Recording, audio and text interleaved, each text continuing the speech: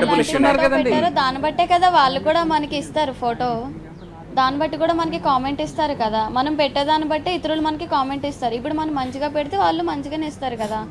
ఇప్పుడు మనకి మిస్బిహేవ్గా పెట్టామనుకో వాళ్ళు అలా చూసి మనకి అలా పెడతారు కదా. ఇప్పుడు మరి మాకు ఫేస్బుక్స్ ఉన్నాయి, మాకెందుకు రావాలంటే కామెంట్స్? ఒక అమ్మాయి ఎలా బిహేవ్ చేస్తుందో దాన్ని బట్టి అబ్బాయి కూడా అలానే బిహేవ్ చేస్తాడు. ఒక అమ్మాయి రాంగ్గా బిహేవ్ చేస్తే ఒక అబ్బాయి కూడా సేమ్ అదే వేలో బిహేవ్ చేస్తారు.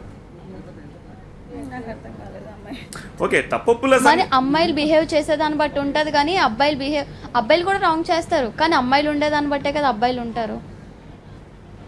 అంటే అమ్మాయిలు బాగున్నా కూడా కొన్ని మెసేజెస్ వస్తున్నాయి, అవి మీరు మరి మీ కాలేజ్లో కానీ మీ ఫ్రెండ్స్ కానీ ఎవరైనా ఫేస్ చేశారో లేదో నాకు తెలియదు. కానీ అమ్మాయిలు ఒక మంచి డ్రెస్ వేసుకున్నా కూడా కామెంట్స్, ఇప్పుడు నేను రోజు శారీనే కట్టుకుంటాను, శారీ కట్టుకున్నా కూడా దాని మీద కూడా కామెంట్స్ పెడుతున్నారు. దాన్ని మీరు అంగీకరిస్తున్నారా లేదా? పెడతారు అని. ఎందుకు పెడతారు? పెట్టరు మ్యాక్సిమం. ఎందుకంటే ఇప్పుడు మాకు ఉన్నారు, మా లెక్చరర్స్ ఉంటారు, మా టీచర్స్ ఉంటారు, వాళ్ళు ఎంగగానే ఉంటారు. మరి వాళ్ళకి ఎందుకు రావు, మీకెందుకు వస్తున్నాయి? వాళ్ళకి వస్తున్నాయి అంటే మనం చేసేదాన్ని బట్టి ఉంటుంది.